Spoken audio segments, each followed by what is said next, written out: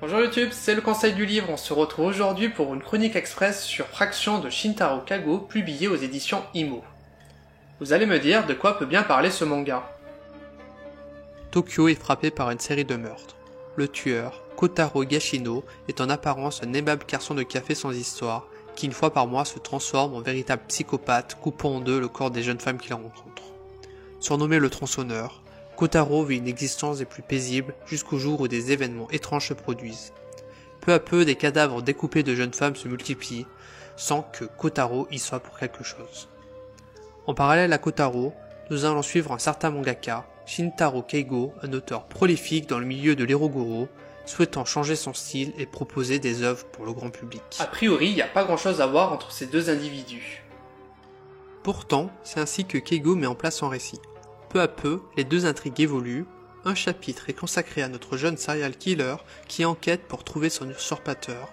Un autre sur Shintaro Keigo qui entreprend de nous expliquer à nous lecteurs, à travers un échange avec son éditrice, les ficelles de la manipulation narrative. Le lien entre les deux intrigues continue d'évoluer tout le long du manga, ce qui va aboutir sur un final complètement improbable. D'autant plus surprenant que l'auteur passe une bonne partie du volume à détailler la façon dont il va nous piéger, sans que pourtant le lecteur se rende compte qu'il est tombé dans son piège. Vous l'aurez compris, l'auteur à travers son manga cherche à perdre son lecteur. D'un postulat de départ assez simple, une histoire de tueur en série, le manga tourne vite vers une absurdité des plus totales, mais qui est toujours justifiée par l'auteur de façon sérieuse, ce qui va créer un décalage avec nos expériences de lecture passées. Il nous force à réfléchir le langage bande dessinée d'une nouvelle façon, ce qui va créer un sentiment d'incompréhension chez le lecteur. L'auteur est considéré comme un maître de l'Eroguro. Si vous savez pas ce que c'est que l'Eroguro, c'est un mouvement artistique qui mélange érotisme, macabre et grotesque. Vous pouvez donc imaginer que ce manga va être rempli de violence.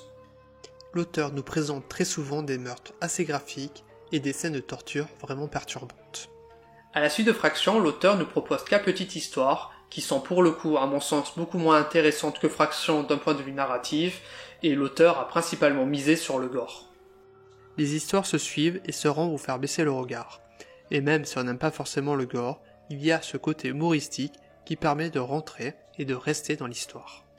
L'auteur se délivre des codes de narration traditionnels, on est très loin d'une narration à la Dragon Ball, le mangaka veut un manga qui choque et qui surprend le lecteur, il veut lui faire perdre tout point de repère et l'amener dans un univers complètement improbable. Il est évident que ce manga n'est pas fait pour tout le monde, et je ne peux que vous inciter à découvrir ce manga.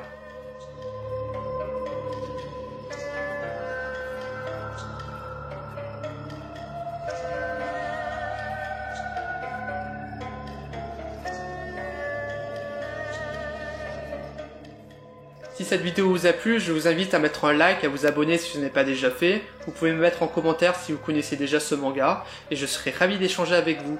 En attendant, je vous dis à très bientôt pour une nouvelle vidéo. À bientôt!